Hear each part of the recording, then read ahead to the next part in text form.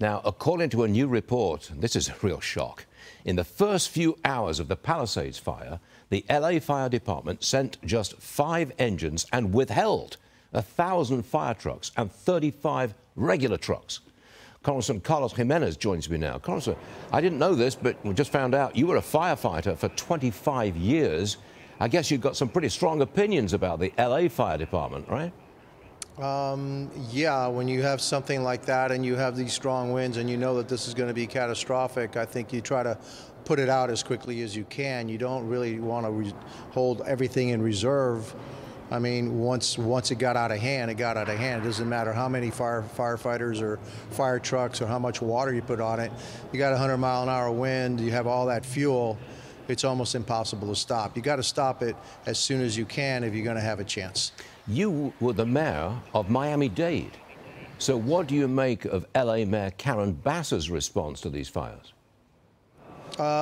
Incredibly weak. You know, I mean, you got to be in charge. If you're the strong mayor of a town like I was, you got to be in charge. And the people have to know that you're in charge, that you've got your stuff together and you've got your act together, you got everybody there, and you're going to do everything you can in order to save as many homes as possible. But in the fire business, you know, it's not about after the fire, it's really preventing the fire. And so you knew you're going to have 100-mile-an-hour winds, you knew that you have really dry grass, and all you needed was an ignition source to have a disaster.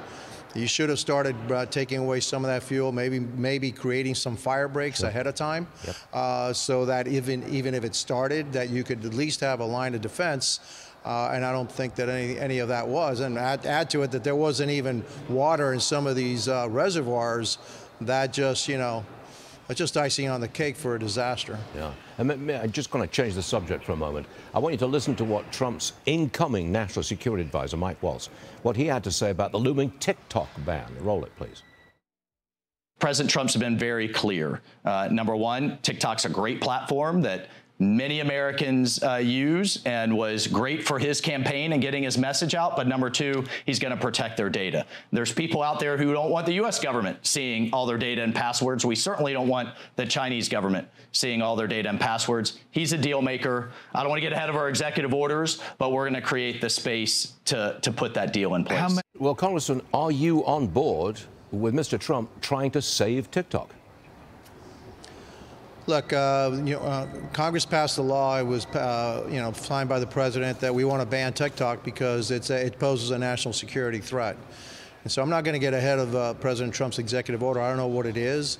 He needs to protect, and he will protect America's, security interests. And so that's the issue with TikTok, and that's why we banned it. It is controlled by the Chinese government. They do get all our data. That data is used by them in order to enhance their artificial intelligence capabilities. Those are a potential threat to the security of America, and I know the president knows that. I know that Mike Waltz knows that. So whatever they're trying to craft, I'm pretty confident that they're going to take that in consideration. But there was a pretty good reason why we banned TikTok. Congressman, thanks very much for joining us. As always, we will see you again real soon. Thank you, sir. Thank you. Thank you very much.